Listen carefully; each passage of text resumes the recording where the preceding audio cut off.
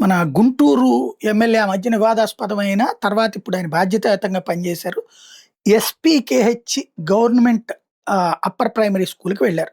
MLA Nazir Ahmed. పాపం మీడియాను కూడా తీసుకెళ్లారు మధ్యాహ్న భోజనం టైంలో. తీరా చూస్తే 136 మంది స్టూడెంట్స్‌కి గాని 25 మందికే భోజనం వండారట. ఉన్న స్టూడెంట్స్ 136 మంది. భోజనం వండింది 25 మందికేనంట. ఇదేంటి అని ఆగ్రహం వ్యక్తం చేశారట. చాలామంది ఇళ్ళ నుండి తెచ్చుకుంటున్నారు సార్. ఇక్కడ తినరంటే ఎందుకు తినరంటే ఇక్కడ వాళ్ళకి నచ్చదు అని చెప్పారు. మరి అప్పుడు నచ్చేటట్టు వండాలి కదా అని అంటారు. అది మనం ఏం చేయలేము. వాళ్ళకి ఇళ్లలో ఇక్కడే కదా ఇల్లు తెచ్చుకుంటున్నారని చెప్తున్నారట.